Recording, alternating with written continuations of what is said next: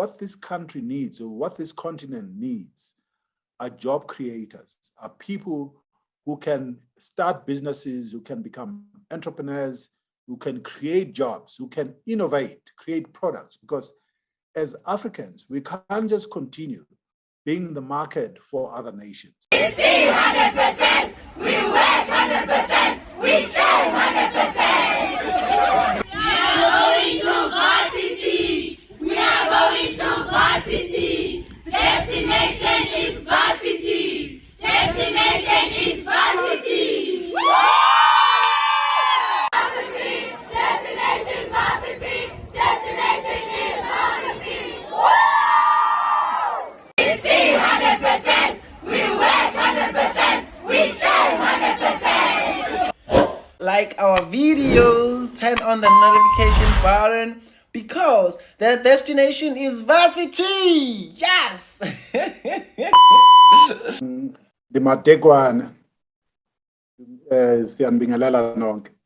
Let me just start off by congratulating the founders of this Destination Varsity, because it's a very important initiative. And I must say, somehow when Specicle was communicating with us, I thought we were probably going to be having something like maybe 15 people. Little did I realize that we'll have, we have 57 people in this call. So it's an amazing experience. And I'm sure people normally stay with something like this and it grows because they're getting value out of it. It's adding something to their lives, but at the same time, they're also contributing.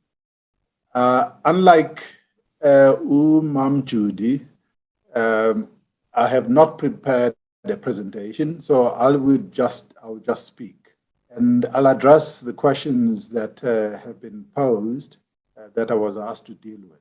The first one is a question on self-doubt. And the question, is essentially just asking how you deal with self-doubt, for starters, and whether it is wise to show people your weaknesses because, they can use those weaknesses against you. And what role intuition plays in decision-making. Self-doubt, I'm yet to come across someone, especially if people are honest, and normally people are not honest on this question. At various stages of our lives, we have self-doubt.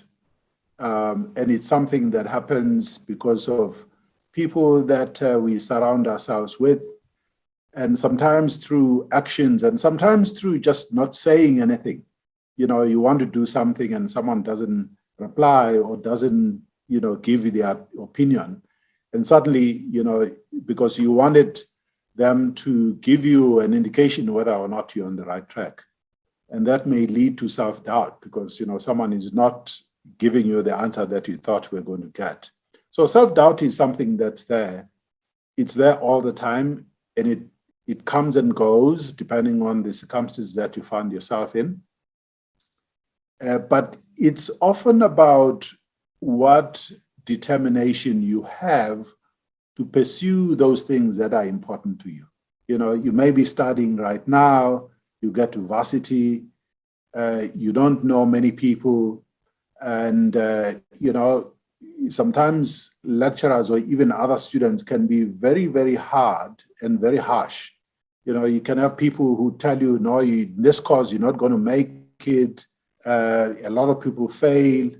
And often it's about whether you really want to listen to those people, or even though you may be doubting whether you'll accomplish, whether you'll succeed, it's about whether you really want whatever it is that you want to pursue. And often at a certain point, we have to shut out the noise because there are a lot of naysayers out there. There are people who are not going to give you support, who are not going to encourage you, and so on. So it's often very important to just, especially if you are convinced about whatever it is you are doing and you are determined, you're going to pursue it. And the second question, you have to be authentic. And there are a lot of people who put up masks. These days we all wear masks. but there are people who wear masks without the kind of COVID mask that we are all wearing. And they're not genuine, they're not authentic. But actually, normally with a lot of those people, you find that someone may appear to be aggressive, may appear to be unfriendly, but what they're actually doing is to hide the weaknesses which they have. Whereas if you're just authentic yourself, you're going to talk about your weaknesses, you're going to show your weaknesses. That's who you are. And you are really authentic. You are genuine about who you are. So I've never seen hiding your weaknesses being a weakness in itself, but it's just being yourself. And you have to carry on and be authentic about the kind of person that you are. Because to put a veneer, to wear this mask that pretends to be something that you are not, is something that actually shows up that, you're a kind of person who may even be fake, who's not genuine. So it's important just to be yourself. People must take you for who you are, and they must understand, what you bring to the party, what you bring to the table. And, intuition is a factor of experience, is a factor of how you grew up, is a factor of the things that have happened along the way and so on. And normally all of us as human beings, we make decisions based on that, based on our own experiences and so on. I mean, obviously there are character traits that determine the kind of person that you are, whether you are a negative person, a neutral person, or an overly optimistic person and so on. But normally, gut feel is a very important thing that we must all use, because if something tells you something is not right, it probably is not right. So you must always follow your gut feel. And leaving a permanent mark in the world and what it takes to leave a permanent mark in the world, it starts with a lot of really small things. If I just look at what we have done, Judy and I, you start with small things. Unlike Judy, she was a prefect and things like that at school. I was never any of those things. But it's about understanding that you don't live just for yourself. You live to serve, and you must live a life of purpose. And you go through different phases in your life. When you're at school or varsity, as an example, there's some people that are just focusing on that because you want to succeed. And therefore, you don't get involved in helping others, in uplifting others, and so on. I mean, I never got involved in things like that at school or at varsity. But it was well after, I'd finished varsity that I started, seeing things that were happening. The fact that I had qualified as an accountant and I was not even the sharpest knife in the cupboard just meant to me that there were a lot of other kids out there who only just needed an opportunity. And if they got an opportunity, they could succeed. That's why I was one of the founders of ABASA, the Association of Black Accountants. So the fact that you are part of this Destination Varsity movement is an important thing, because you're starting to lift others as you succeed yourself. So leaving a permanent mark in the world is about serving, is about helping others. And you've got to start somewhere. You've got to start small. You may be helping other children or other students that come after you. You may be helping the school where you want to. You may be helping someone with assignments in something that you understand better. Because if you're teaching someone, often you find that you understand that issue and that topic a lot better yourself. So just doing a lot of those small things and making a difference in someone else's life is about leaving a permanent mark in the world. So it is not often about big things. It's about just understanding that you are in this world, and just going back to the point that Judy was making in one of the first slides, how do you become the better part or the best part of yourself? And you can only do that because you are there to serve, you are there to help others. And of course, you can only help others if you yourself, are feeling accomplished, are feeling satisfied in what you do. Just going back to that analogy of a bank account, that if people are just taking away from you and they're not, giving anything in return, obviously, you're going to be giving something you may not have yourself. So it is always important to make sure that at the same time as you are helping others, you're also looking after yourself. You're also surrounding yourself with people that are going to add value to your life, as opposed to just surrounding yourself with takers and people who are simply just taking from you.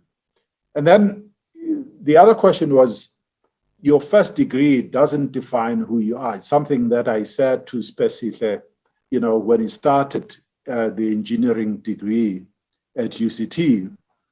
And it is about things that you learn along the way. And as Judy was saying earlier, we really, truly, both of us truly believe in this. And it is about lifelong learning. Because very often we allow ourselves to be put in a box, to be defined, and people sort of put you in this box and they want to keep you there. And sometimes we even put ourselves in a box. In other words, you sit in this space, you may be happy in it, but you end up in a comfort zone. And that actually leads to a situation where you're not growing, you're not developing, you're not exposing yourself to other opportunities that are out there. So it is part of learning is about understanding, one, that learning never stops, going back to the slide, one of the slides that Judy put up. But secondly, that we are all capable of learning new things, learning new skills, learning new competencies. And it is up to us to take ourselves out of our comfort zones. And sometimes it's scary, sometimes it's uncertain, you don't know what's going to happen. But I can assure you that if you do that, you will learn new things and skills, you will meet new people, you'll become a person who, in fact, has a very wide, set of skills and knowledge that just makes you a better person. So never allow anyone to put you in a box. Never put yourself in a box. So the fact that you may be doing a certain degree, and maybe that degree is something that you like, maybe sometimes you don't even like the degree that you're doing. It's never too late, for you to learn new things. As Judy was saying, at our age, I'm now in the mid-60s, I'm 65 years of age this year. And I've enrolled for a new course that I'm doing, so you just never stop, so normally people at my age allow others to say, no, you must now retire, must now go and sit on a rocking chair and play with your grandchildren. Of course, I play with our grandchildren, but, for me, it is important to continue to learn new things, to become known as a person who has knowledge, who has skills, who has competencies that are not just what I studied at varsity. So I've done a lot of things, both Judy and I have done a lot of things that were completely outside the academic studies that we both pursued. I started off as an accountant, then I was in telecoms, then I was in banking. I'm now a school teacher, a qualified school teacher. So, we can all do that. We can all learn a lot of new things and a lot of new skills. So, just don't allow the degree that you are doing or other people to put you in a box and, sort of sit there and you end up in a comfort zone. And as you transition to the workplace, and we're all different. Judy knew when she was 4 years old that she wanted to be a medical doctor. I didn't know. I finished Matric and I had no idea what I wanted to do with my life. I worked for a year, I worked in a factory, then worked for the government, and I was going to do land surveying. Then I ended up doing a BCom. I got to Forte University, and I was really lucky. I was just at the right place at the right time, because when I got to varsity is a year that the very first Black chartered accountant, Professor Wiseman Kuhlu, qualified as a chartered accountant. And it became an enigma at university. And there were a lot of us who wanted to be just like him. And I ended up pursuing that profession. So it's horses for courses. In other words, you know, there are people who plan, there are people who know what they want, but some of us don't really, we discover along the way. And we gain experience and we find ourselves, we discover ourselves along the way. So I wouldn't be too frustrated if, for instance, some of the people who are here are not sure that this is really whatever you're doing at varsity is what you really want to do, because it happens to a lot of us. And sometimes we go to varsity because someone told us to go and do a certain course. Maybe your parents, maybe your siblings, maybe your teacher, maybe someone in your family, you know, advised you go and do something. But actually, when you get there, it's not really something that you wanted to do. So all I'm saying is just understand that you can discover yourself, you can discover your true passion when you're at varsity. And it's fine. And sometimes you have to change as long as you can find people to obviously support you to make the change if that's what you want to do. But the important thing is you must keep learning. You must keep acquiring knowledge and skills. And actually, one of the questions here is, you know, often places of work want skills, and where are you going to get the experience and skills when you're still at varsity? There are a lot of transferable skills that you need to think about even when you are still at school or even at varsity. Let me just give you an example. When I was at Fort Hare, I was doing a lot of other things on the side. I was selling books. I used to transport students. I used to hire cars and make a bit of money, you know, transporting students, you know, from Fort Hare to Durban and back and forth and things like that. I used to lend people money. When I had accumulated enough money or capital, I used to lend people money and charge them interest. So, mashonisa, you know, at varsity.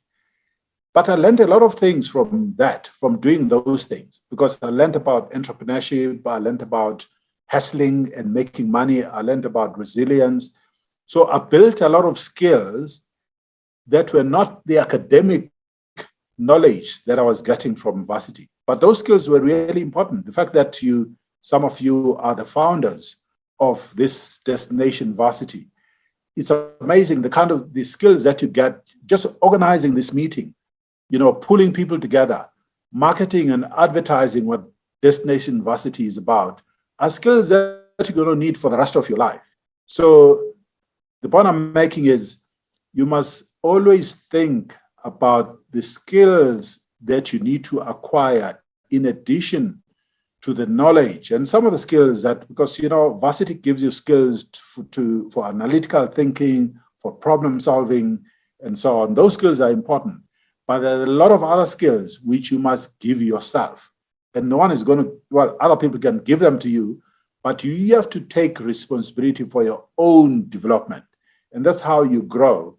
And that's how you're going to even find it easy, you know, for you to meaningfully participate in the economy. Because here's the thing, we mustn't all learn and go to varsity because we want a job. What this country needs, or what this continent needs, are job creators, are people who can start businesses, who can become entrepreneurs, who can create jobs, who can innovate, create products. Because as Africans, we can't just continue being the market for other nations. We can't. We have to now really, especially your generation, you know, must be the generation of leaders, generation of entrepreneurs, generation of academics, and people who are adding value, as opposed to we're going to varsity because we want to have a job when we finish.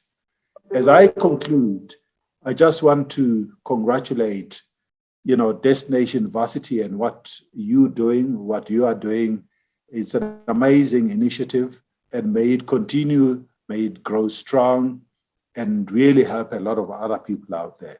So my take on Destination Varsity is that, and knowing just how transition from school, where you're moving away from having your parents, your teachers tell you what to do, you now suddenly you are independent, And sometimes you're in an environment which is very hostile. So to have an organization like Destination Varsity is really, really important. And it is part of this additional support, this wraparound support, in addition to the academics that you are following at varsity. That is important because you are now a community, you are now a family, and you do, I'm sure, support one another. And it's some of those things that when you are down, when you have self-doubt, it's some of those things that you need that are going to allow you to succeed.